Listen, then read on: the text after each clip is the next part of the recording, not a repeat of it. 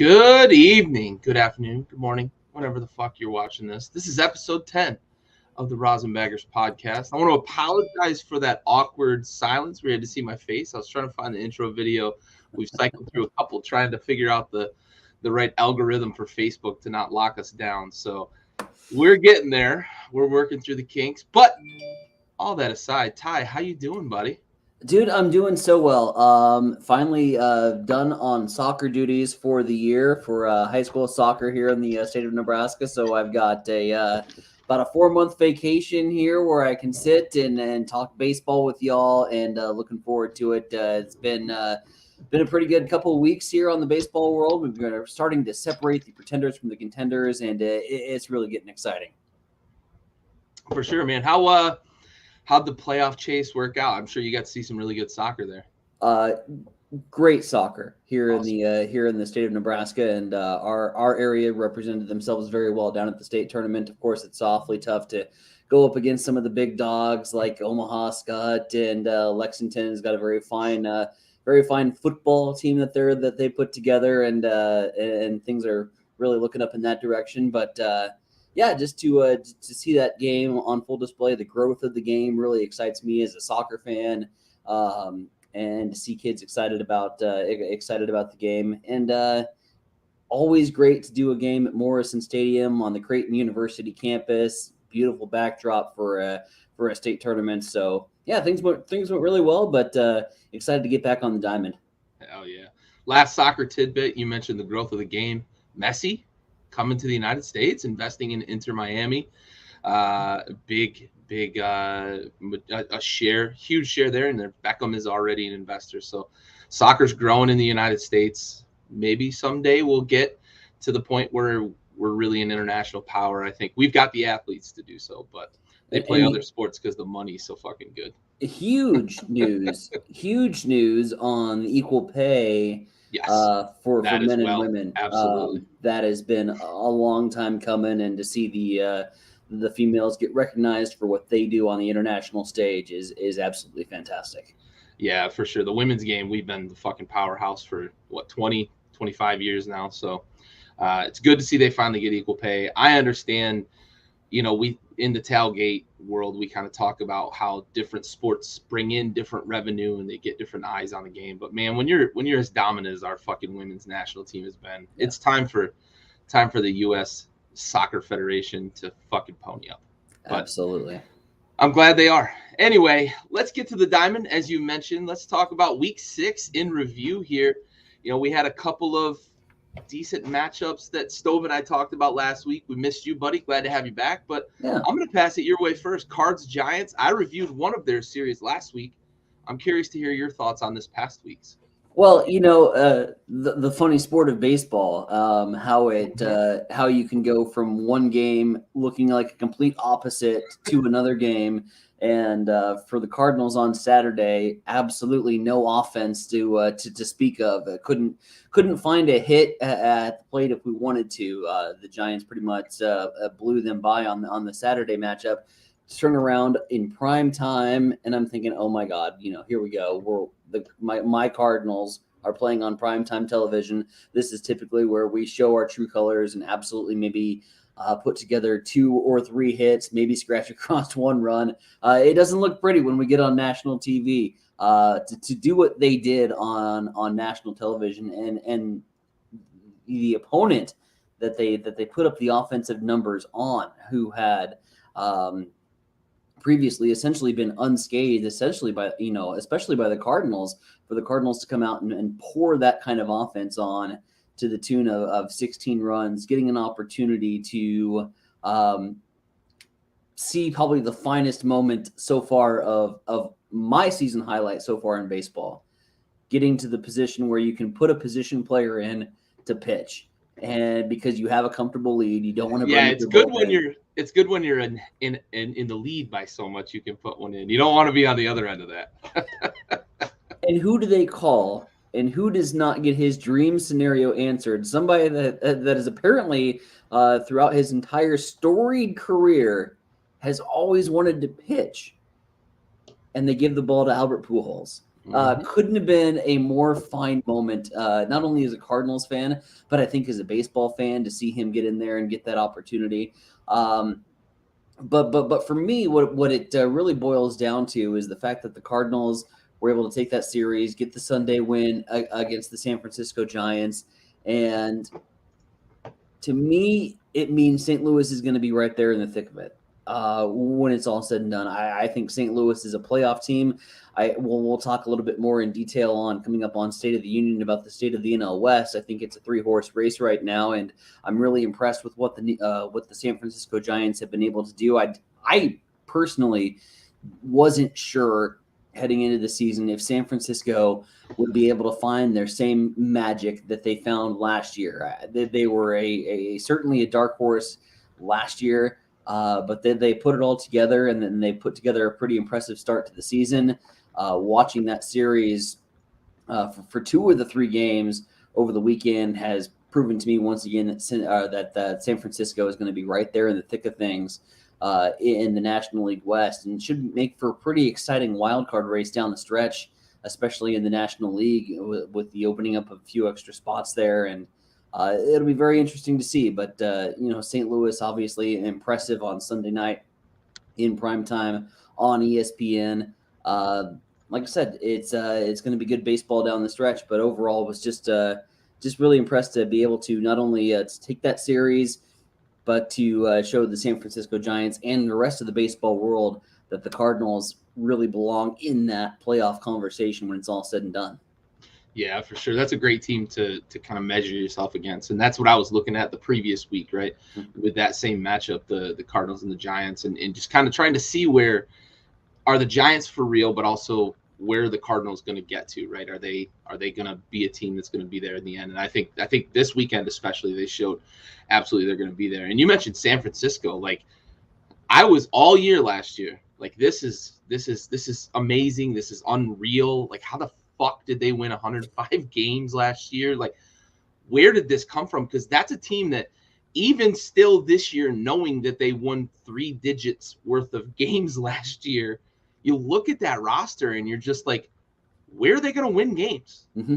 But whatever they're doing there, they are just the epitome of the whole is greater than the sum of the parts, right? Because they don't have like superstars on that roster, and you ask a casual baseball fan, they might still try to tell you Madison Bumgarner pitches for them, right? Because they don't have names that you recognize. And I know they've got Rodon, and for baseball fans, they know how good Rodon is, but that's not a name that sticks in the mouth of the casual baseball fan. Brandon Crawford, who's just a contact machine, and they're so good defensively as a unit that you just kind of forget that they don't have a lot of names on that roster. They just play great baseball. They really do. They do. And defensively speaking, that was one of the most impressive parts for me to measure these teams up, because I think you're seeing within that San Francisco-St. Louis matchup, the 2 best defenses in the National League squaring off. Obviously St. Louis with the corners, they're sewed up with Nolan Arenado and what he can do defensively, and Paul Goldschmidt over at the first base bag. Tommy Edman is a fantastic defensive player. He's a contact machine, but this year we're even glove, and we're seeing his glove in ways that I didn't even think was possible at the beginning. And you asking me for a better outfield than Carlson and O'Neill and Harris and Bader. Yeah. But San Francisco is right up there with them. And defensively, especially in that Saturday game, robbed 3 or 4 what would be extra base hits for the Cardinals that really kept St. Louis from being in that Saturday matchup. So, watching and I am a fan of great defensive baseball. I truly am. I would much rather see a 2-1 matchup go down into the bottom of the 9th, where you got to bring in your closer, and it's been a defensive showcase, and they've been robbing extra base hits away from you. Hard line drives that just don't find any grass out there because the outfield is so good. Love watching good defensive baseball, and that was what Saturday was for me, watching that matchup. But for St. Louis, here's what I keep hanging my hat on as a Cardinals fan is they've been able to do what they've done right now, second in the National League Central, playing good ball. They took split one from the Mets yesterday in the doubleheader.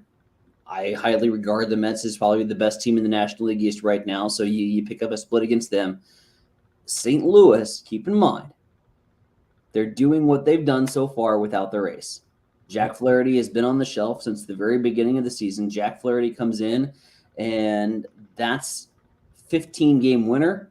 That is a guy that gets you deep into games, might get a no decision on 5 other games. So you flip his pitching WAR, he's probably plus 20. And that, to me, where you're at right now, without the services of Jack Flaherty, says that you've got a pretty damn good baseball team, and I think St. Louis does, which is, again, really exciting to see what they'll do to the National League Central. I think it's the Brewers and the Cardinals right now, and I think that race isn't even close. It's a 2-horse race. The National League West will be extremely fun, but seeing 2 playoff caliber teams put it on the field this past weekend was just an insanely good watch.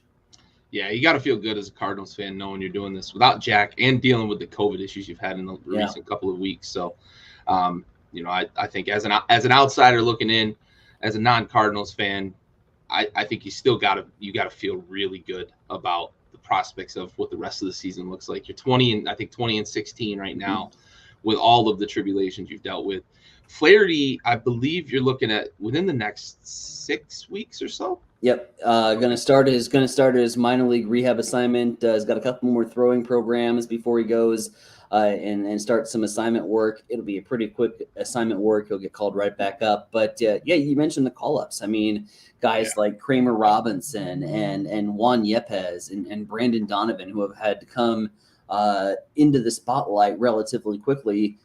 We're essentially playing above 500 baseball right now, with the bulk of their roster being on the AAA squad that has just recently got the fresh call. So, Nolan Gorman's quieted down a little bit in AAA right now. He's no longer on the streak that he was.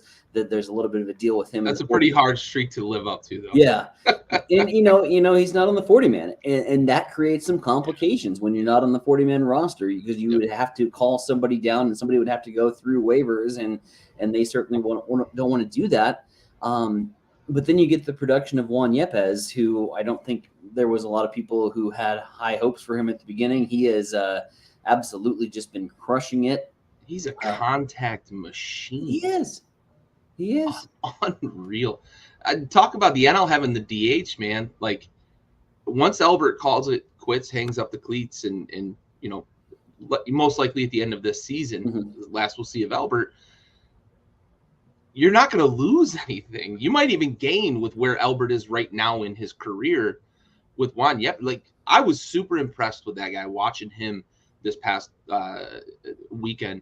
And I know I was talking with you about what the Cardinals did to Rodon that hadn't been done all season, but Yepez is poised at the plate, has control of the strike zone. You can't get balls by him.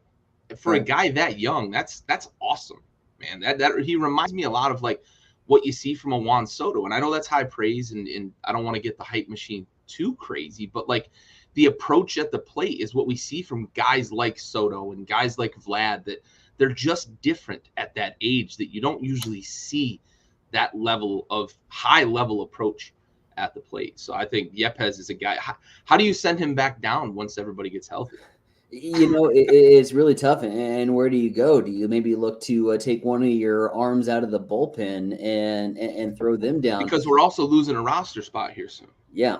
And that'll be very interesting. I think across the major leagues, how teams decide to dictate that, because I'm on the opinion that I think a lot of Major League Baseball teams added to their bullpen. We haven't seen starters go as long at this point in the regular season that we normally do. The bullpens have been coming out, and they're flamethrowers and throwing 100 miles an hour, and they're getting deep late into games, those crucial outs. So when your bullpen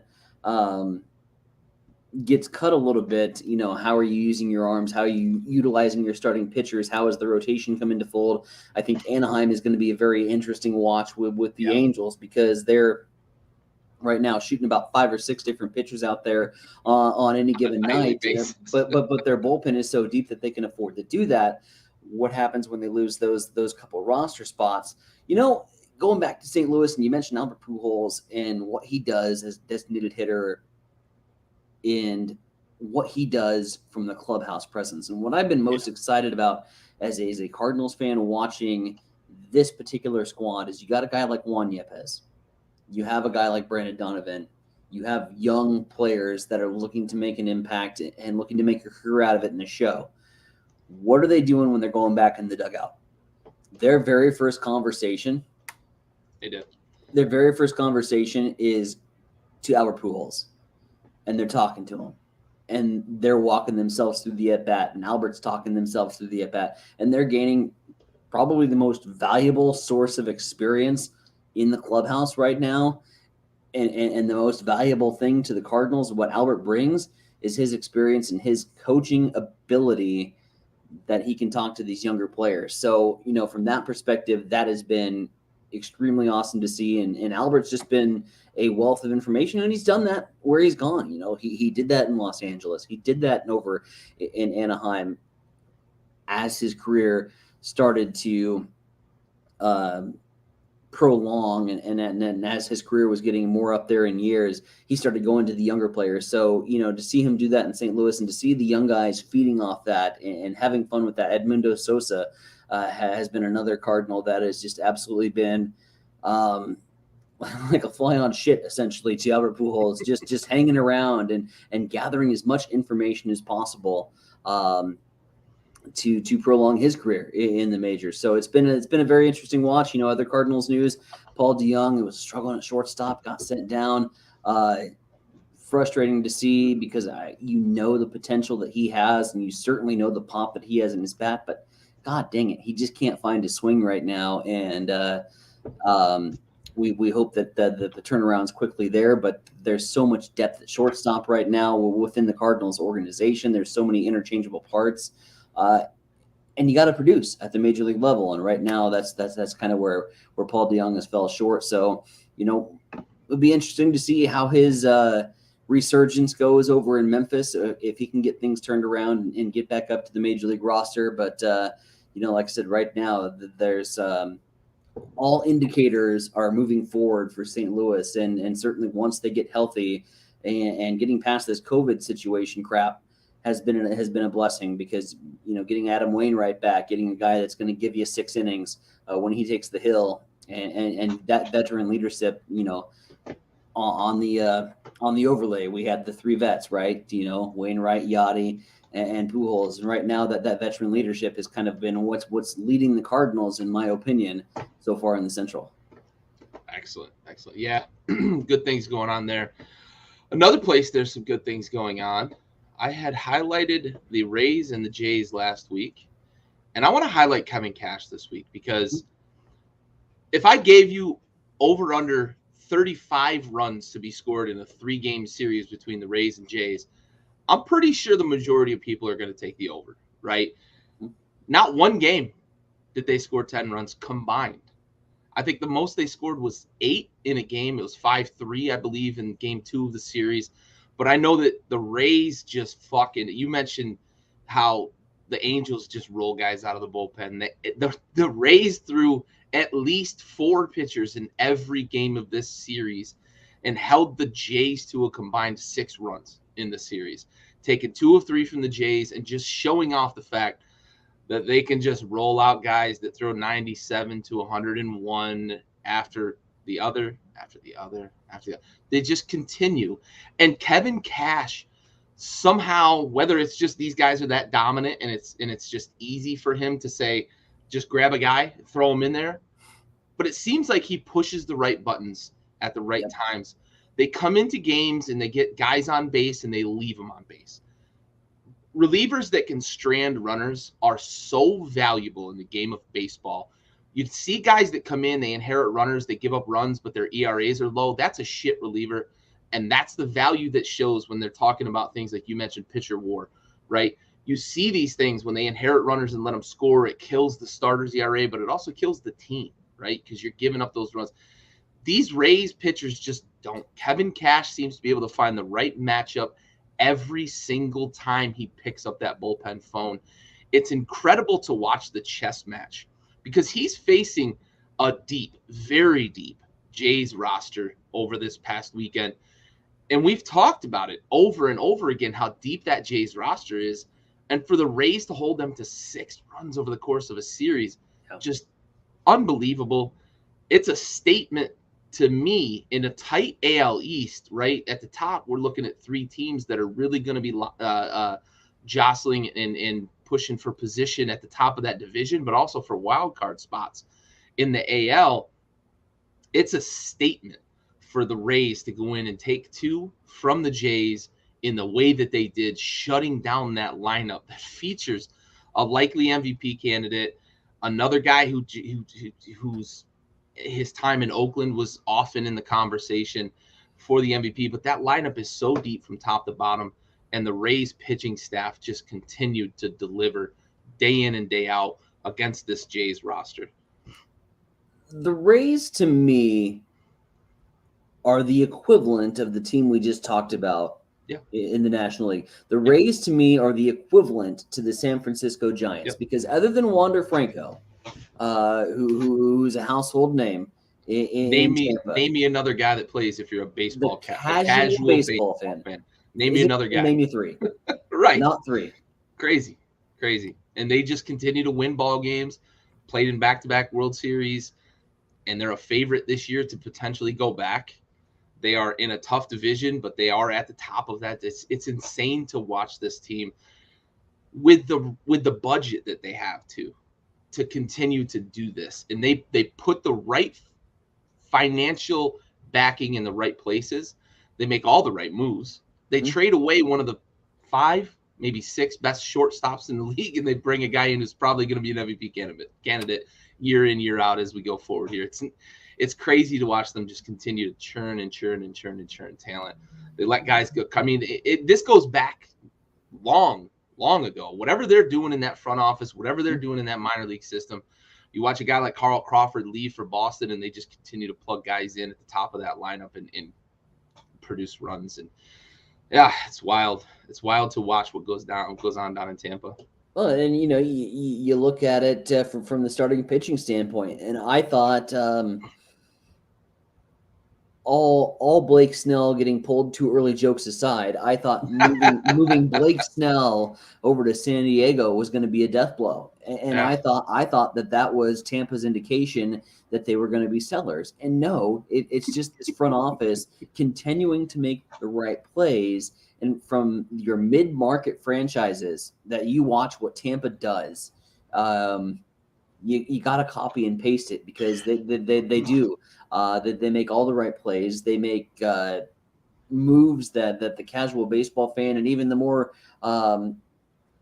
seasoned baseball fan is shaking their head at, mind blown. What the hell are you doing? And it works out for them. Everything that they do works out for Tampa Bay. And you look at them at the end of May, they're 8 games over 500. You can't help but root for a team like that. You right, really can't. Exactly. And everything's going against them. They play in one of the absolute worst cathedrals in all of baseball, the Trop.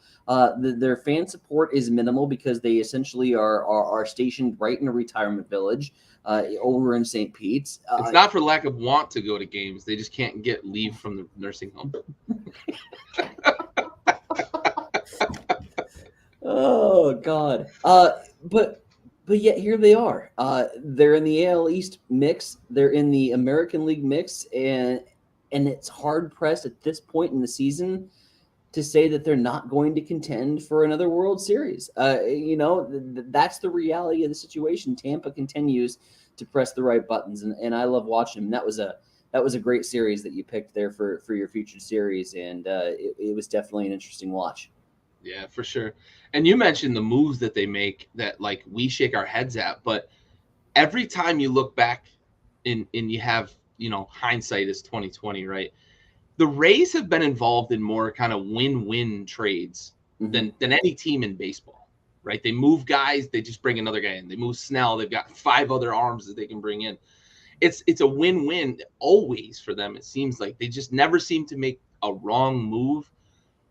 And even when they have given guys money, like Evan Longoria, right? They paid him a lot of money, and everybody's like, whoa, what are the Rays doing? Are they going to be able to continue and have success?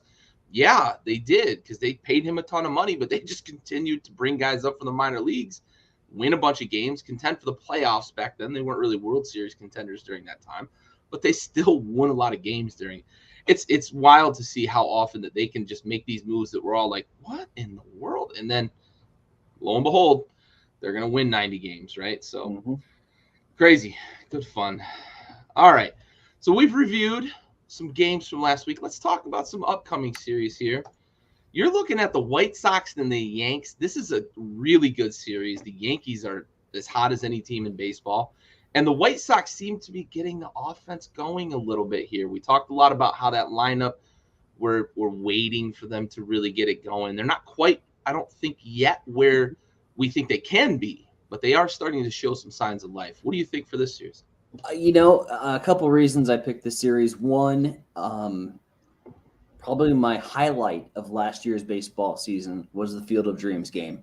Oh, yeah. And getting to watch Tim Anderson hit that walk-off home run, and everyone has seen the scenes and remembers the scenes since then. But one of the most pure images that come out in my mind when you talk about 2021 baseball and Major League Baseball was getting to watch that Field of Dreams game. It's just a joy from the casual fan to the hardcore fan all across the board. So this rematch is insanely exciting, and it's insanely exciting right now because of the way the Yankees are playing. And for my money, as far as watchability right now, the Yankees have the most watchability in Major League Baseball. Pains me a little bit to say that. I got to be honest with you. I'm not a huge Yankees fan. I don't like the fact that they like to buy their success and buy their roster and just insert players here and there. But in terms of watchability, Aaron Judge, a healthy Aaron Judge, one of the best hitters right now, and is the front runner, in my opinion, for the American League MVP with what he's been able to do. After his slow start, that's a surprising thing to say in the month of May, because he was not a good hitter for about the first 3, maybe 4 weeks of this season. And he is just flipped the switch. And the Yankees have flipped the switch along with Aaron Judge, because they've won like 20 of their last 25 or something like that. It's really impressive what they've been able to do. They put together that long winning streak that finally was over. And what have they done since they lost after that long winning streak? They've just won 3 more in a row. So I think they're 8-2 in their last 10 or something like that. Just insanely impressive baseball right now. And again, from a watchability standpoint, you can't help but take your eyes off them because they do something special. It seems like every single night. You go back to Chicago with the White Sox, and I love this pitching staff, and I just can't wait for the offense to start getting them some run support and to start getting them in a situation where you have a Kopech that can go in with a 4-run lead and not be sitting in a 1-run game and having to be on pins and needles and trying to locate. I want to see a guy like him pitch comfortably. I want to see that pitching staff get a little bit of run support, and we're starting to see it. The pulse on the heartbeat is starting to go a little higher for this offense. But like you mentioned, they're not quite there yet. Can they put it together? Here's a huge series. Friday, Saturday, Sunday, a huge opportunity for Chicago not only to gain some ground on Minnesota in what's going to be a tight AL Central race, but I think open up a couple eyes. You take 2 or 3 from the red-hot Yankees, and you're making a little bit of noise here in the middle of May, which is where you want to be. And you want to have, going into the next couple series after this Yankee series, well, they just took 2 or 3 from the red-hot Yankees. They took 2 or 3 from the big dogs. They took 2 or 3 from from the team that's right now the cream of the crop of the American League, and you can do that and instill a little bit of fear and instill that shred of doubt of what you're going up against. And Chicago can make a run here in the month of May. And I really feel that not only can they play above 500 baseball, but they can play well above 500 baseball. They certainly have the talent there. And I think it's just putting it all together. Guys got off to a dreadfully slow start in Chicago. Tim Anderson, his health obviously was a concern at the very beginning of the year. He's back. He's healthy. He's still not producing the style where he was last year in the dog days of summer back in middle of July. I'm waiting for him to start getting a little bit hot. But God, you just feel like you take a look at that American League Central standings and you're like, how is Chicago with the roster they have and the pitching rotation that they do and the bullpen? I've talked about it. Liam Hendricks is arguably my favorite closer in the American leagues, if not all of Major League Baseball. I love his passion, I love his tenacity, and I love his stuff. But they got to get him some saving scenarios to be able to do that, to be able to go out there and trot his stuff in the ninth inning. So I really feel like Chicago can use this series as a catapult moving forward here into the June and July months. If they can get on a little bit of run here in the middle of May, late May, and it's got to start with taking down the big dogs. It's got to start with this series here against the Yankees. But that's a tall task because that lineup right now for New York is hitting is about as good as anybody in the majors. Yeah, for sure. And I think what we really need to see from the White Sox is, right, 2 out of 3, but let's see some sustained offense because we've seen it. We both talked about it a little bit. Fits and spurts here and there. Seems to come around a little bit. Then we see a little bit drop off. It's inconsistent. Let's start getting some consistent run support. And what a great series to highlight that in. Then against what, like you said, right, the juggernaut that is the Yankees right now. Hottest team in baseball, maybe even best team in baseball as it stands right now. The Dodgers may have a little to say about that, but the Yankees are like 3 games better than them in the standings. So the Yankees are clearly playing some of the best baseball right now. If the White Sox can go in, get some runs and start to put some runs on the board, get some support for that bullpen, this may be a series that can push them because right now every team in the AL Central is playing about 500 baseball. The Royals are 4-6 in their last 10, but everybody else is 5-5 in their last 10. So the Twins aren't disappearing on you. And we talked about this division to start the season, right, with our opening preview of the season. The AL Central was one that for probably every team in the Central you had to look at and say, this is a winnable division. If you're optimistic as a Guardians fan or a Royals fan, it's a winnable division. If you can play good baseball, you might get there. But if you're the White Sox, you got to think like, we've not played our best baseball. If we can start getting it going, like you said, chase them Twins down, put some pressure on them because they're only about 4 games up right now. So, or 2 games up, I'm sorry, right now on the White Sox. So it's still like you're not looking up like the NL East that we're going to highlight here in a minute, looking at a team that's 8-10 games out in front of everybody else. So. Well, and bear in mind, Minnesota is not going to go anywhere. Minnesota, much like St. Louis, has been able to do what they've done without their star. Carlos Correa has been on the shelf for the last 2 weeks. He's finally been activated off the injured reserve list. So for Minnesota to be out in first place in the American League Central right now, Byron Buxton's cooled off a little bit since he got off to that just blazing in fuego start earlier this year. But I don't think Minnesota is going to go anywhere. And their pitching is young, but is so good. Ryan has absolutely phenomenal stuff so far and has got to be the front runner for the American League Rookie of the Year candidate at this point, just in terms of what he's been able to do. So Minnesota's not going to go anywhere. Chicago's got to make some ground. You got to start winning some of these big time matchups, and that's going to start here this weekend. So Friday, Saturday, Sunday should be a great 3-game series between the Yankees and White Sox. I'm looking forward to watching it. Absolutely. One I'm looking forward to this weekend, Dodgers-Phillies. And I bring this up because I think we could see some fireworks in this series. Phillies have a great lineup. Their pitching staff has not been great so far. So if the Phillies lineup can get to the Dodgers pitching staff, we might see some 15-run, 16-run combined, 15, 16 combined run games here in this series, because we know what the Dodgers can do. I think they're 7th or 6th in the league in terms of total runs scored. But they got off to a little bit of a slow start with that lineup. They've been fucking torching pitching staffs over the last 3-4 weeks. Phillies pitching staff has not been great. We could see some real fireworks here between these two teams. I like what Philly has done in terms of delivering on the moves that they made. Castellanos was a big addition, and he's delivered a bit here. Harper is still Harper. That lineup is pretty deep. Real Muto, they still got some guys that can hit, deeper in that lineup.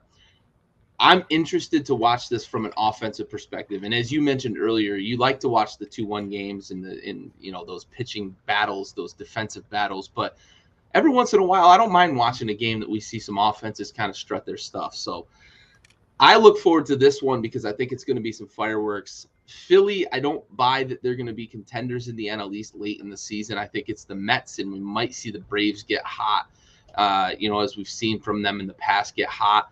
Acuna, especially, he's getting back. I know he's kind of nicked up again, but I think they're going to ease him back in, and I think that they're going to get healthy. It could be a 2-horse race as we see with the NL East, but I think Philly's going to be a fun team to watch because of what that lineup can do. Yeah, and I love the offensive lineup, but as you mentioned, it's the pitching staff right now, and who would have called Aaron Nola and Zach Eflin to have just 2 wins between the two of them at this point in the season? You got a guy like Zach Wheeler; he's sitting sub 500 right now with a plus 3.5 ERA. The bright spot has been Suarez, Eugenio Suarez, of all people on that fucking rotation. He's like 3-1 or 4-1 with a sub 4 ERA. Yeah, 4-1, 3.72, 28 strikeouts for Suarez. Kyle Gibson right behind him, but his ERA is absolutely inflated. I mean, he's ballooned to 4.10, but he's got the run support to back him up right now. The pitching staff, God, you got to think that Aaron Nola can turn it around, and he's going to have that opportunity on Saturday night over at All Citizens Park. But, I look for him to turn things around a little bit. I still think Philly can do damage, but like you mentioned, I mean, if they can't find answers with their pitching staff, they sort of remind me of a Boston, the American League version of the Boston. All the offense in the world, all the offense you can need. Can't get the pitching to back it up. Yeah, I'm looking at Philly probably finishing 3rd over in the National League East right now, but certainly has the potential, has the sparks, like you mentioned, for an offensive show. Yeah, for sure. Could be fun to watch. That's why I wanted to highlight it. I don't know that Philly's going to be a contender in the NL, but sometimes an offensive game ain't too bad. How about the Dodgers, by the way? Their run differential. Oh my God. Through the roof. 83 on a run differential at this point in the season. Sitting 25-12, second in all the majors in terms of standings. Oh my God. But 83 runs above fucking 83 your opponents. You've played 36 games, 35 games, and you're plus 83. Unbelievable. That is going up against a plus 18 for your weekend series. So it's crazy. The other thing that I found interesting looking at the standings earlier is that the Dodgers aren't doing this against slouches. They're not just playing terrible. They're 6-1 against teams above 500. Yep. They're punishing some good teams. So, woo. Man, they're not getting healthy like we see in college football against the also-rans. and that is the best record of going up against plus 500 teams is the Dodgers record at 6-1. So, their schedule has been brutal to start things off. We'll talk a little bit more about it with our National League West lookup coming up at State of the Union. But, it should be a lot of fun. God, I'm going to get into it a little bit, but you got San Diego just lurking without San Diego's best player. Without the MVP. Right. All right, we'll do a quick little salute to service, then we're going to come back and do our State of the Unions here.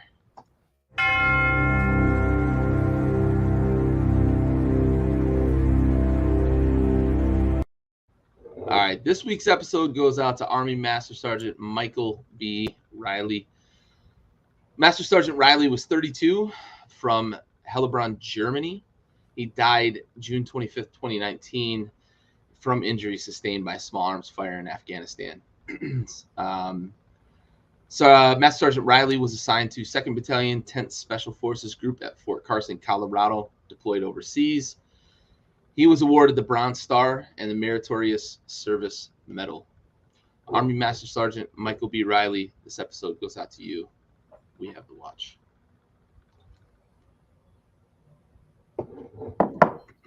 All right. Staying in a similar vein, let's do our State of the Union. Oh, let me get the video. Still worked hard on it.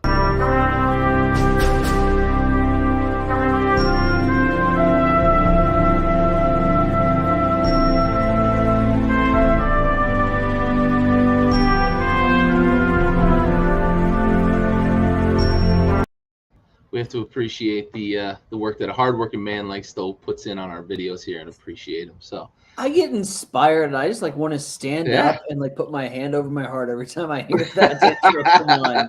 It's so good. Yeah. So good. We need to get a dais or something to like overlay on the screen or something. All right. So this week we're going to highlight divisions. So every week we've highlighted teams. This week I decided I was going to highlight the NL East, and Ty followed up with the NL West. We are highlighting for two completely different reasons.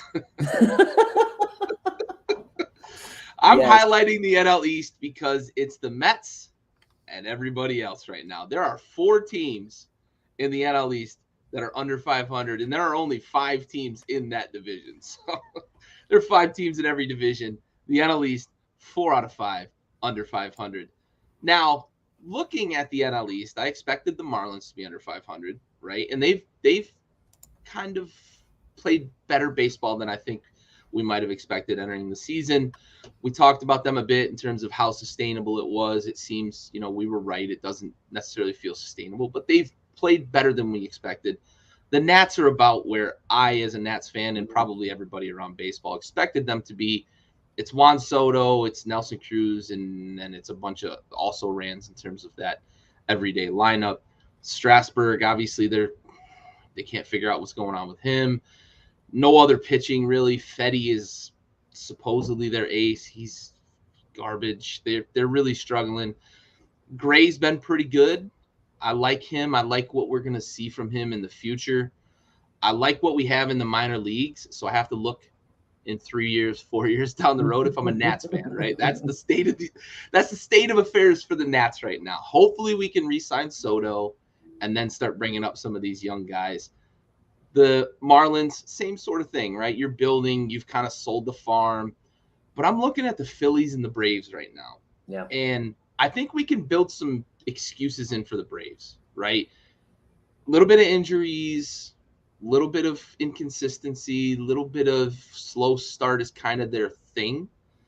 So I have to say, if I'm a Braves fan, maybe I just keep my head above water, because I remember where the Braves were at the All-Star break last year, right? Got hot as fish grease, ended up winning the World Series. Kumbaya, we're putting rings on, right? So if I'm a Braves fan, I'm not ready to throw the deck chairs off the Titanic yet. But if I'm a Phillies fan, you mentioned it. Aaron Nola is not good right now. And Efline, not good right now. We've got to figure out how that pitching staff's going to look here in the next 6-8 weeks if I'm the Phillies, because we don't have the depth of pitching to be able to compete if we're not getting that kind of production from our top 2. Not many teams have that depth of pitching. There's a couple in the major leagues that do, right? So if you're not getting it from your top 2, we could score runs all day, but if we can't keep runs off the board, we're going to struggle to win games. In the Mets, I'm looking up at the Mets right now, and they're kind of running away. And we've seen the Mets collapse. I will, sympathize with NL East fans on that.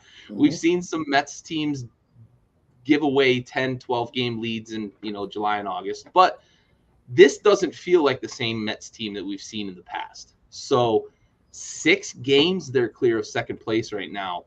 If I'm the Phillies, if I'm the Braves, I've got to start looking at it and say, it's time to really start to turn things on. Let's figure this out. Let's get this thing going.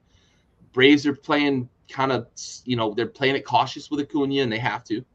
But at some point, we've got to start getting some wins here and start piling up some wins before we get into the dog days of summer, because this Mets team does feel different than previous Mets teams. And I think the advent of Max Scherzer has changed a lot there, because they're without DeGrom right now. And I think going into the season, maybe every baseball fan expected at some point they'd be without DeGrom. In seasons past, if they didn't have DeGrom, they really didn't have a guy. They've got a dude, and Max Scherzer now, that changes things for that rotation and probably changes things in terms of confidence level in that locker room. So I think we're dealing with a different Mets team than we have in the past. So right now, the state of the union in the NL East is and feels like it might continue to be the Mets and everybody else. Yeah. What do you think? You're 10 games over 500 without your Cy Young award winner, your Cy Young contender, your ace of aces, and Jacob deGrom, who has been called by other pitchers in Major League Baseball the greatest of all time. I mean, all that aside, you're 10 games over 500. How much of this success, and you mentioned it doesn't feel like the same Mets team that's going to have that late season collapse. And to me, I don't put a lot of emphasis, and I don't put a lot on these are Major League Baseball players. They go out and do what they do. But there is something special about Buck Showalter in that dugout. That too. And I really have to put their ability to get to where they're at right now without some of the key core pieces in that rotation and in that lineup. I put all of that on Buck Showalter in terms of what they've been able to do. We talked a little bit about Philadelphia and some of their pitching struggles. We've discussed on Epi's 8, 7, and 6 about the Atlanta Braves and the fact that, hey, let's not press the panic button yet because you're used to this situation. You were there last year and things worked out okay for you. And things are going to be okay for Atlanta. But it might we can only say that so many episodes in a row. Right. But it might not be for a pennant. What I'll say for Atlanta, they might be one of those teams that gets into a wild card race. And I think down the stretch, if Atlanta is healthy and in position nobody for season, you don't want to play them in a series. You don't want to play them in a game, let alone a long, elongated playoff series. And I think Atlanta's a dangerous team in that regard. But right now, you're right. It's the Mets on cruise control, and it's everybody else. Philadelphia, I think at this point in the season, because I'm going to cut Atlanta a little slack. I'm going to cut the Braves a little slack from what they've had to go through with some of those injuries and not rushing your stars back too quickly. Philadelphia has been the biggest disappointment in the National League East, and it's not even close. I think with some of the moves that they made in the offseason, we really expected Philadelphia to be a contender, certainly be above 500 at May 18th. One game back, and again, things aren't looking very good over there in Philadelphia right now in terms of that pitching rotation, and a tough task coming up this weekend with the Dodgers. So coming into town, so it'll be very interesting. Miami, God, they're exciting. I talked about them a couple weeks ago on State of the Union with Jazz Chisholm Jr. and all the swagger that he brings into play, and I think he's just really enlightened and uplifted that clubhouse. In terms of enthusiasm, but Miami's a couple of years away. I think Miami is kind of in a Washington scenario with the bulk of their talent still being in AAA, still being in AA. They're going to go through a youth movement for a couple more years before they can get to that point where they can contend in the National League East. So they've been a pleasant surprise. But yeah, it's the Mets and everybody else. And, Philly really has to get things going in high gear and has to get it going soon. I think it'll come for Atlanta, but it's not going to be quick enough. You're 7 games back already. And at best, I think you're playing equal to the New York Metropolitans in terms of record-wise down the stretch. I think the Mets are going to be able to equal the Braves. So at best, you're probably looking at second place in a spot in the National League wild card. So it's been a very, and those wild card spots are going to be hard to come by. Absolutely, because of the division you're about to highlight, but also the NL Central. You're looking at possibly two playoff teams there, likely two playoff teams there. It's going to be hard to get even a wild card spot. So you don't want to fall too far behind right now.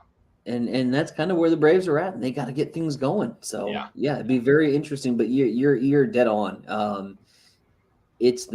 If you're picking favorites, if you're handicapping, if we're going into the Preakness, and this is my 5 horses lining up, all of my money right now, I'm moving all of it towards New York, and I'm buying stock in the Mets hardcore. Yeah, I think the Braves, as you said, can get it going, and we kind of expect, or at least we anticipate, this is a team that's done it, right? So you don't want to fall too far behind, though, because I think the Mets are sustainable, and those wild card spots are going to be very hard to come by. So let's shift gears. Speaking of divisions that are going to be cutting their teeth in playoff baseball, the NL West. And you're highlighting the NL West for a different reason. Completely different reason. Because unlike 3 teams that are underperforming, we have 3 teams that are excelling. And 2 of those teams, we were completely unsure if they would be here in the National League West race, at least at this point in the season. We had big question marks, as we just previously mentioned earlier on my series review with San Francisco. Where is San Francisco going to be at? Can they sustain this with the roster they have? Again, from the casual baseball fan perspective, they don't have the star power. Well, guess what? San Francisco, once again, right there in the mix, sitting 22-15, 3 games back of the National League West. They're 3 games back of the Dodgers. The Dodgers, who are 25-12. And a 6-1 record against above 500 teams, and so far an 83+ run differential, are in first place at 25-12, and San Francisco is only 3 games back at 22-15. And then you have the Padres. Who, get this, are sitting in second place in the National League West Division, 23-14, 2 games back. And for the Padres, for me, it's going to come down to the starting rotation, which I did not feel was going to be where they are at this point in the season. Mackenzie Gore has been a huge addition to that rotation. I was super excited about this kid, but he has superseded my expectations. He has delivered. And then some for San Diego. And that rotation right now, Sean Manaea coming over from Oakland, he's added to that rotation. With what he's been able to do. And again, all of this for San Diego, you just scratch your head and you go, your best player, Slam Diego himself, Fernando Tatis Jr., is on the shelf right now after his motorcycle accident, and yet San Diego is sitting 2 games back, so that's been super exciting. But, here's the other thing. Colorado is only 1 game under 500. Colorado is only sitting 7 games back.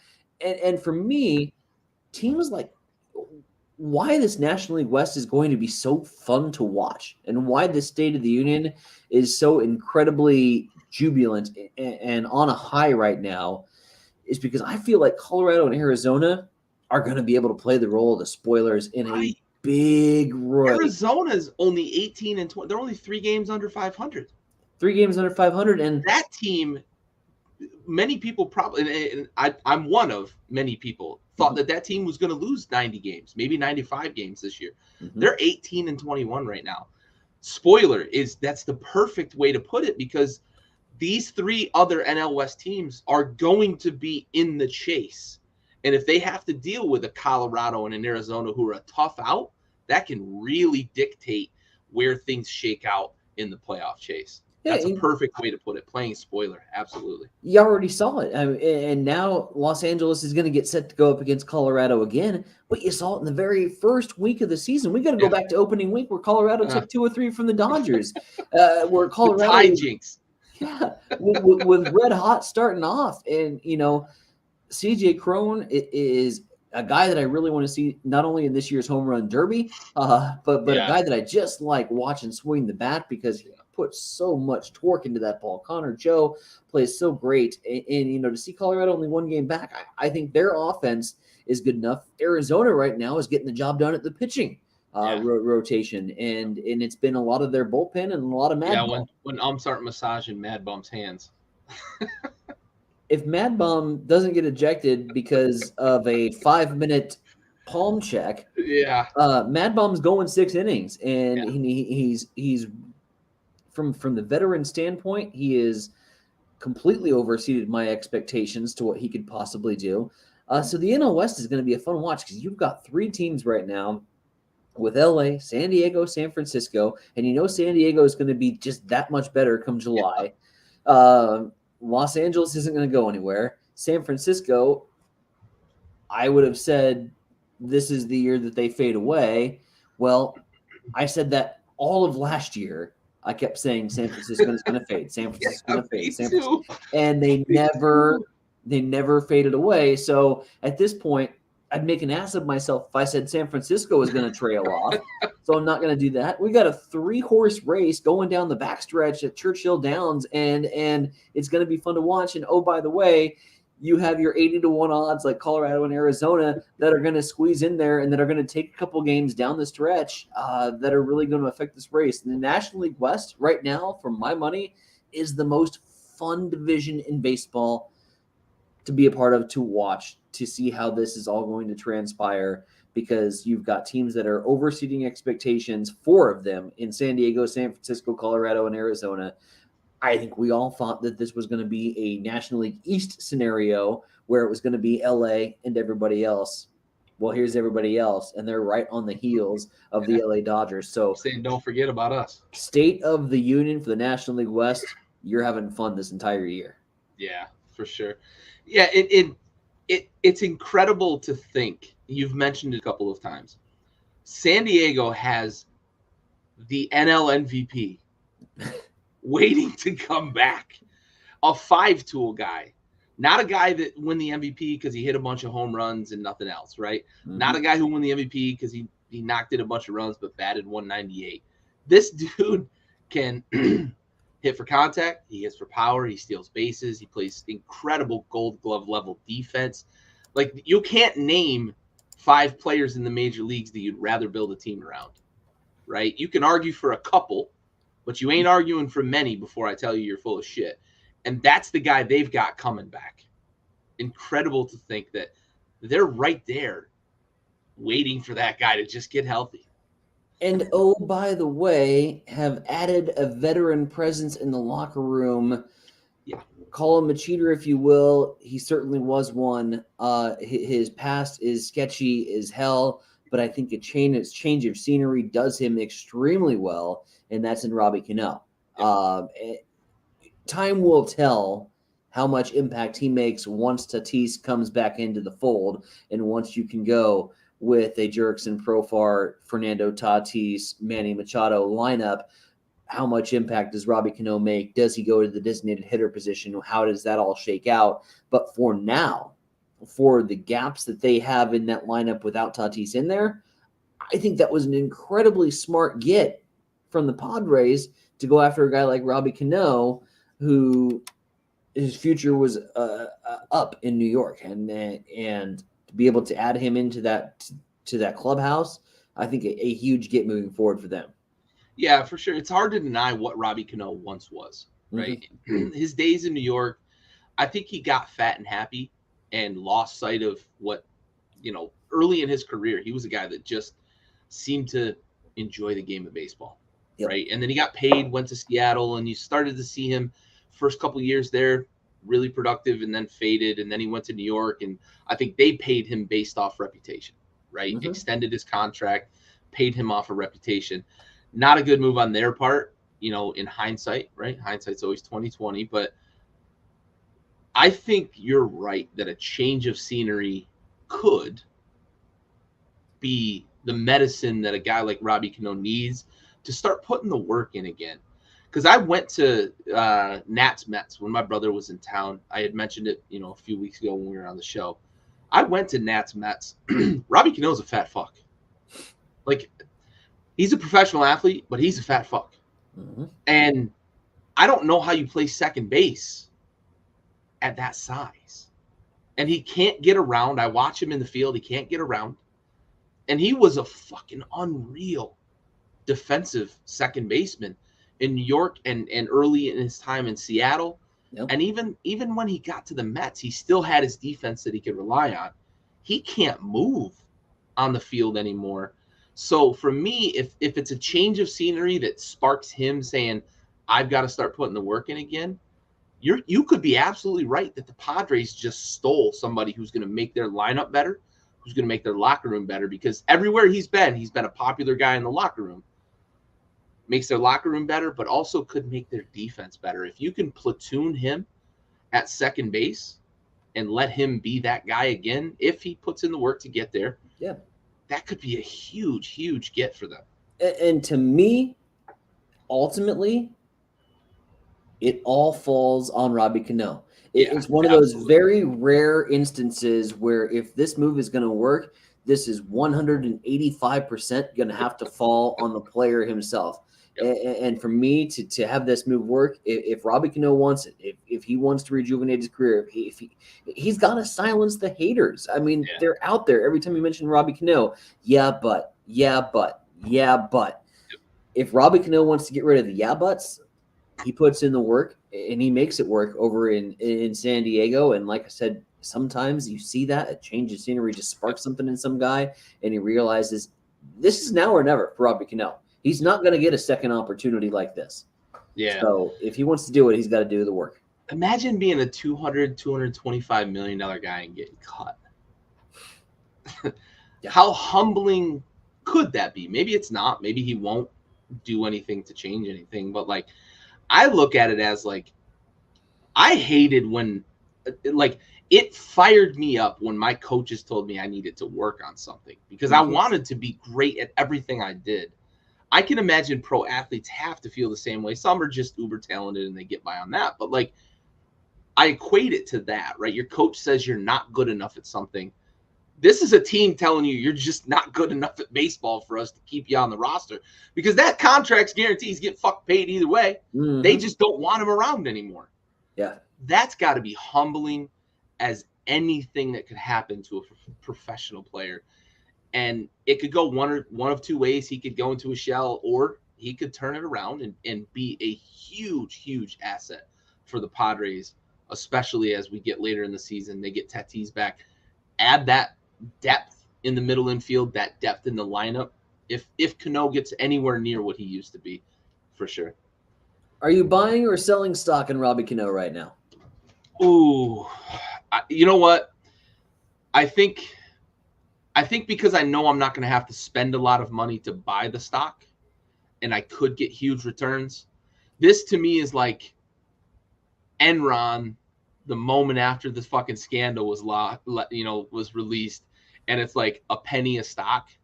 I'll buy 100 because I'm paying $1, and if I lose the $1, I don't lose much.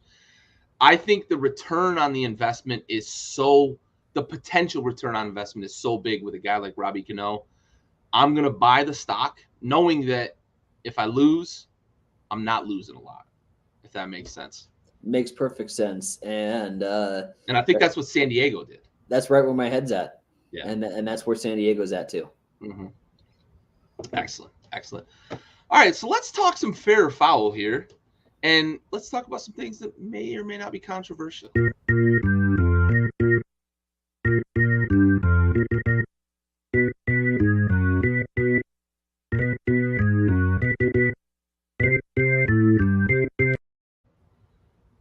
All right.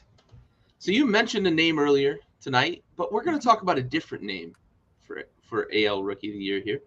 On the heels of his no-hitter, Reed Detmers will win AL Rookie of the Year. You posed this question, so I'm going to throw it your way first.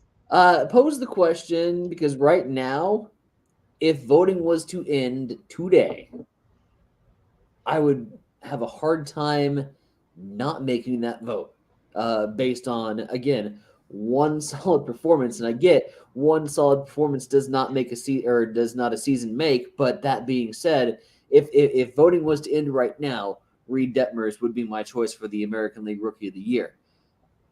as we move forward, I'm saying this is a foul. I'm saying this is foul.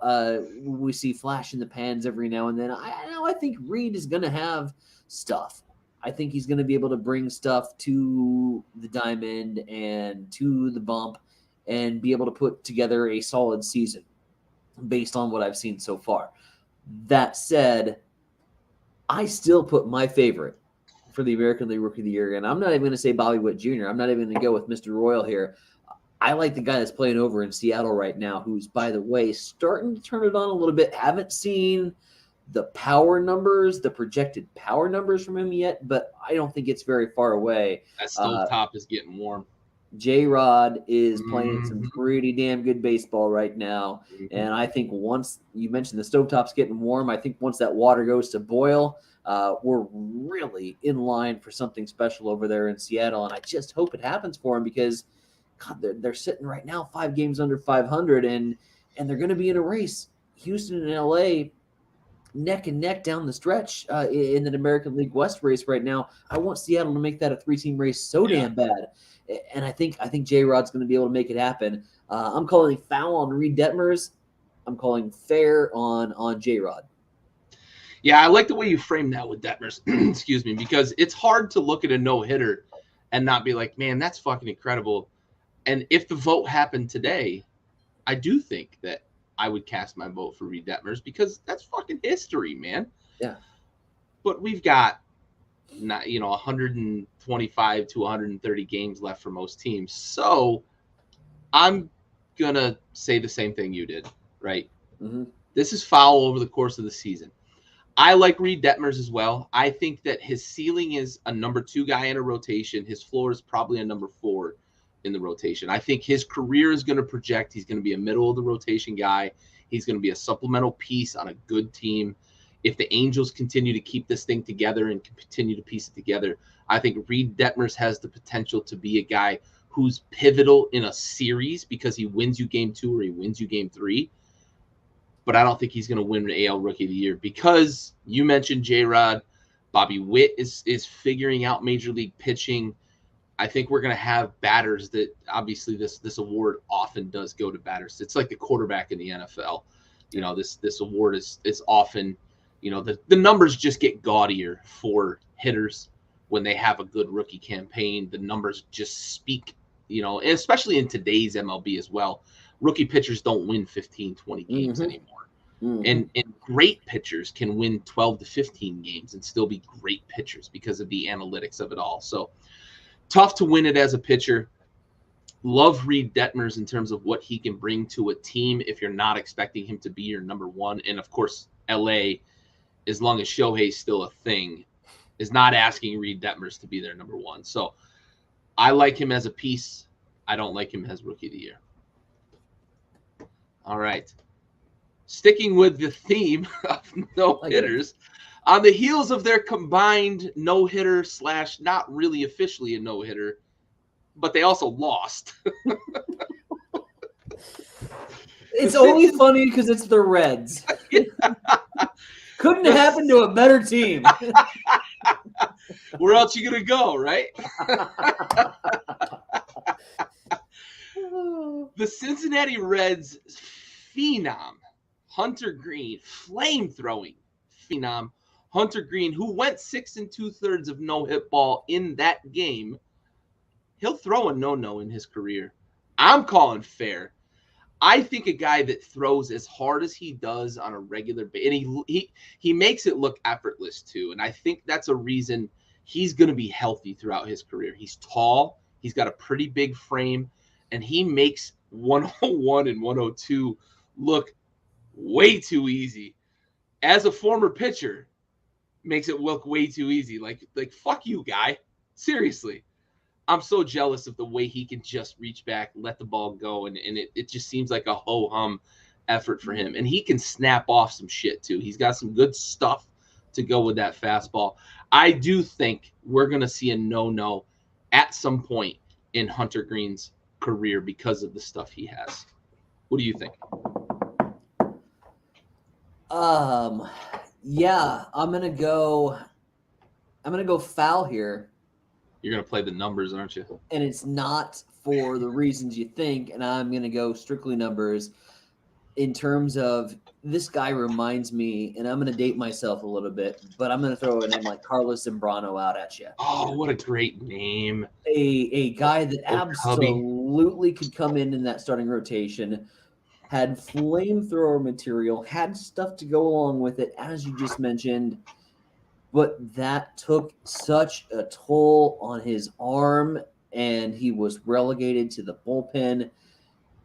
Here's what I think the future is for Hunter Green, and don't shoot the messenger because I absolutely don't want this for him, even though he's on the Cincinnati Reds and there's nothing more that I want to see than Cincinnati take a tumble because what else are you going to do? Right. I wish Hunter Green would demand a trade and get out of Cincinnati, but I see in the I don't want to say very near future, I see in the future closer. I see a guy that's going to come in, like a Smoltz transition, dominate the ninth inning, and absolutely be that shutdown guy that a franchise is looking for in the ninth. I don't think that his arm has the staying power that hard, throwing that hard for that long, for that many innings. I just think it, and I'm not a pitcher, but I'm going to say that's going to take a toll on the arm. And at some point, I think we're going to see him be a guy that a winning franchise, that a franchise that has the opportunity to make a deep run in the playoffs and has an opportunity to win a World Series is going to look at Hunter Green and be like, what if we transitioned him and he was our closer? And that completes our roster. Yeah, you look at a guy, not to make the obvious Cincinnati Reds connection here, but Chapman was a starter in the Cuban leagues before he came over, and the Reds made him a closer for similar reasons, because as hard as he threw and the stuff he had, like, he was lights out in late innings, right? And then obviously his time with the Yankees was, very, very productive. So I agree with you. I'm going to counter with one thing, and I'm gonna make a two-pronged counter. I'm gonna agree with you because of a guy like Jacob deGrom, because his velocity continues to increase, but his availability continues to decrease. Throwing that hard is not natural, and I agree 100% on that. The one thing that I hold a little bit of hope for a guy like Hunter Green is I'm going to go back to what I mentioned previously. It doesn't look like he's overexerting himself when he throws. That's the one thing that makes me hopeful that he'll stay in the starting rotation and he'll have enough starts to beat the odds, because obviously there's only been like 72 or 73 no-hitters in the history of baseball. So I hold out hope that he'll beat the numbers because he's going to be able to stay in the rotation long enough. But you do make a compelling argument that I think a team is going to see it and say, let this dude throw 3, 4, 5. We could even use him as a 6-out closer, right? Because Chapman did that very frequently. Chapman did that a lot. We could see him as a 6-out closer. Smoltz got a lot of 6-out saves. Maybe you're right. You could be right. Here's the one thing he does have going for him. He's going to get a couple more matchups with the Pirates. And when you match up against the Pirates, you have an opportunity, odds are, to throw a no-hitter. We got it. We got a petition. We got a petition for Hunter Green to be left in for 9 innings. Absolutely. All right. Yeah, what else you going to do? Staying with the Reds, fair or foul, those same Reds will finish with the worst record in baseball. I'm staying with what I said early in the season. This fucking Reds team, they've sold so much talent, given away so much talent. I just don't think they're going to be able to win enough games to get past another team in their division that has given away so much talent, and a team in the AL East that is also waiting for talent in the minor leagues. I think the Reds are going to finish behind the Pirates. They're going to finish behind the Orioles. I've got the Reds in the basement of Major League Baseball. What about you? God, it's so hard because I'm so encouraged by their recent 6-4 run of play. You start off the season with 3 wins, and all of a sudden, 2 weeks later, you're 10-26. Yeah. Okay, you done a little something to impress me. I just think a guy like Joey Votto as a clubhouse guy, having those closed door meetings, the franchise figures out a way to pick up some games here and there. I look at a team like Pittsburgh. No offense, I look at a team like Washington, and to be honest, I kind of got no offense taken, because that's a bad roster too. I got my eyes right now on Kansas City, and yeah, Bobby Witt Jr. is kind of turning things around, but Bobby Witt Jr. can't do it by himself. And right now, who else but two-hit Witt over in Kansas City is going to bolster that offense? And how bad has Salvi been at the plate this year? Oh, it's tanking. For what do you have? 48 bombs last year? Yeah, he's been terrible this year. I mean, if I'm looking at it, I think Kansas City can easily get snipped. I don't know if Mike Matheny makes it to the end of the season as the manager over at the Kansas City Royals, and that's really sad because I'm a Mike Matheny guy. He was my catcher for so many years, and I think he's a great manager. I think he just needs to get into the right fit, kind of like a Buck Showalter over with the Mets. I don't think his fit's in Kansas City, so I can see them easily slipping. I can see still Oakland finding a way to say, you know what, these fans are right. Like, we're gonna sell more at the deadline. We shouldn't play for a shit product, and I think that wears on a team every now and then. And right now, Oakland's in a shithole. So I think there's 3 or 4 teams that Cincinnati can jump. I'm gonna go foul. I don't think the Reds finished with the worst record in baseball. I wouldn't have said that 2 weeks ago. If we had posed this question 2 weeks ago, I'd have changed my mind. But you know what? They're 6-4. God, they're just dreadful against plus 500 teams. But somehow, some way, the Reds do not finish with the worst record in baseball. I'm calling foul. Yeah, you mentioned Oakland. I don't think anybody's putting a pinup of the owner there and trying to strip clothing off for every win. So nothing really to play for out in Oakland. All right. Fair or foul, after the Red Sox dreadful start, Alex Cora's job is in serious jeopardy. It's got to be fair, right? I agree. He's completely on the hot seat, and especially in a baseball town like Boston, especially for such a proud franchise that had all indicators that this was going to be a 4-team race all the way up until middle of September. And right now you're looking at Boston, and not only are you 7 games under 500, you're 12 and a half games back from the Yankees. And if there's anything that pisses off Boston fans worse, it's being 12 and a half games back of the Yankees. That's a team that you need to compete with. Throw out what Tampa Bay and Toronto can do. Boston doesn't really give a shit about Toronto and Tampa Bay. They want to compete with the Yankees, and if they're not competitive with the Yankees, that fan base is pissed off. Mm-hmm. And Boston is proud, is passionate, and is poised to do so much better things with the lineup that they have. Trevor Story has been absolutely dreadful, but at the end of the day, it's going to fall on the skipper. And right now, as the skipper, Alex Cora, right now, not only after this dreadful start, but I'm concerned about my job security right now if I'm Alex Cora, and Boston needs to turn things around. Fast. We mentioned that their pitching staff was going to be the biggest hurdle, and it has been. Their pitching staff has just tripped on itself, but they haven't got the offensive support either. They're miserable right now, and Alex Cora, All-Star break maybe. If they're still sitting in fourth, the All-Star break, I could see a quick, swift move from the Boston front office. Yeah, if I'm Alex Cora, I'm worried I'm not employed in June. That's how bad we've been to start the season, especially compared to expectation. A few weeks ago, we were talking about the fact that Boston's pitching staff was better through, I think, late April than we had expected them to be. And they still weren't winning games because the offense was awful.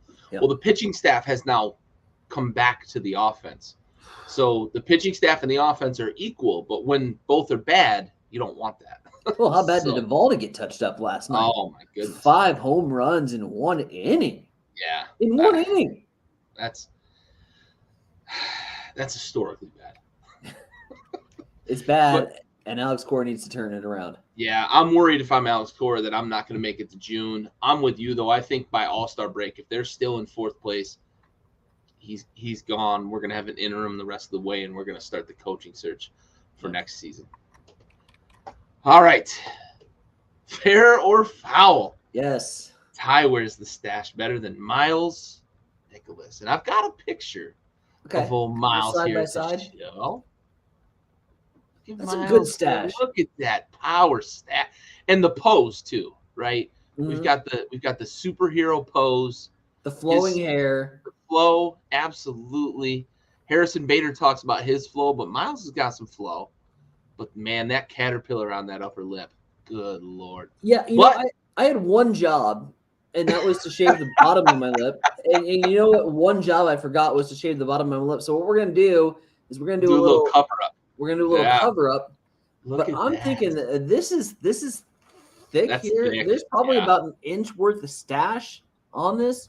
Yeah. And if I shave off the bottom part, we can compete. Now, the problem that I have is when I do the pose, I'm more like a Magnum PI, old school 1970s porno cop, that comes in with the really tight shorts. I don't have the flow, the back flow, the hair to really make it work. But for stash purposes, when I shave this off, because we're gonna go a whole month of May and June here on the show where it's just gonna be stash only. Mainly because I'm a Miles Michaelis fan. Yeah. And I want to duplicate that look because God, the way he's been performing on the mound is the way I want to perform in life. And if going just straight stash makes that work, I want to be able to do that. But I'm thinking right now, if we do this cover up and you're going to go stash only, I think I'm competitive with Miles Michaelis, if not wearing it a little bit better. Yeah, we can compete here. That's fair. We can compete. I'll tell you, man, I love when a guy, especially a professional athlete who's on a national stage all the time, has a look. And they just embrace the look. And it's just so natural because not everybody can pull off a stash. I can tell you right now, like my dad pulls off a stash. Mm-hmm. If he shaves his stash, which he has a few times, like he looks like a totally different person because it's just a part of his appearance. There are people that works for. I'm not one of them. This stash, I didn't inherit it from my dad. It doesn't work. But there are people that pull this look off, and it's a look, right? It's not always just the mustache, but Miles has the mustache look, and he pulls it off, especially with that flow coming out the back. Dude can pull off that look. I want to see you shave it, and we're gonna see what the comparison is. We're gonna get the side by side. Yeah, I just think it's too much Tom Selleck for me. It's too like Miles Michaelis has like a new school stash look going. Yeah. Whereas I would like throw myself immediately back to the mid 70s and being like, that's the stash look you're going with, which is all fine, which is I think great for a podcast look, but. Maybe it is a little bit foul in comparison to the new age stash that Miles is rocking. He's got it all going on though. Yeah. I love watching him pitch and I love watching him do his thing. Yeah, for sure. All right, that brings us to our conclusion here. That's our last fair or foul topic. I'm going to open the floor here. You got any closing comments, Ty? Closing comments. We're going to go back to this series coming up this weekend with the White Sox and the Yankees, and I'm going to go back to the most majestic game all of last year, in my opinion, which was the Field of Dreams game. And the idea that the constant, Ray, is baseball, that everything can go on around your life, but the constant is baseball. And for me, that moment last year, in spite of everything that was going on, and we had just really got past our first wave of the pandemic, and for the first time, I think we as all Americans felt like we can take a sigh, we can take a breath of fresh air, we can take a little bit of a relief. We've weathered a lot of shit together, and then to be able to see the Yankees and the White Sox in old school uniforms come out of a field of corn with Kevin Costner narrating one of the great moments in baseball, with Bob Costas, of all people, on the call, on play-by-play, one of the baseball gods. Iconic voices. It, to me, just signified, at the end of the day, that was one game in the standings, but that game was so important for a number of reasons. And one, getting the casual fans back into the game of baseball, because I can tell you a lot of people that probably don't even watch baseball watched that game and knew they were watching something special. To see how that game ended in the fashion that it did was storybook, was ESPN 30 for 30, was I want the Hollywood movie rights for the Field of Dreams game. And I hope that the series will be duplicated, and I hope that that majestic magnitude that was brought to that series can be felt again by a whole nother generation of fans. The Field of Dreams game, to me, the rematch of the series is going to be this weekend. It's going to be fantastic baseball. But if you ever need a refresher course, if you ever need to go back and say, what was a big jolt in the arm for the sport, you go back last year to that little tiny town in Iowa, in that little cornfield, with that little home run derby that transpired. It was a special moment, and I cannot wait to see these two teams on the diamond again. Yeah, for sure. And I'm going to piggyback off that because I didn't have a whole lot for closing, but I love that you brought up, again, we were talking about the Field of Dreams game because you mentioned it when you were talking about your series preview. I love that baseball, Major League Baseball, recognized the success of that game, the impact of that game, because they've announced there's a $94 million restoration project in progress at historic Hinchcliffe Stadium, right? A historic Negro Leagues baseball stadium that Major League Baseball has already said we will play games there in the future. I love that baseball is going to make its own roots a spectacle for the fans, because Field of Dreams is such a wonderful movie, but it's also, as you mentioned, all of the iconic lines, all of the iconic characters that were talked about in terms of the history of the game, the Black Sox scandal, but also what it means for the game of baseball, what Shoeless Joe was in terms of how great of a player he was. But looking at it now, Major League Baseball has embraced the success that that game had and is saying, we're going to do this in more places, because they've got the game that they play in Williamsport, right, with the Little Leaguers, which is fucking awesome. They've got the Field of Dreams game in Iowa. Let's get some heritage. Let's continue to build on this, right? Hinchcliffe, great decision. Let's play some games there. I love what Major League Baseball is doing. The NFL has kind of captured the idea of making the game entertaining for the fans. Baseball's trying to figure that out, and these are the steps that need to happen for the game to continue to regain some of that popularity that it had in the pre-90s, pre-2000s. That NFL has really made a step in the right direction and taken a lot of it away. Let's start to take some of that back, right? It's these games that are events that are going to get fans out to watch them, not just the game itself, but get eyes on the game and make new fans. I love what they're doing with the Hinchcliffe idea, and it really is a kind of tribute to how much of a success the Field of Dreams game was last year. I set that up. You closed it. Well Absolutely. Done. Absolutely. All right. This has been episode 10 of the RosinBaggers podcast.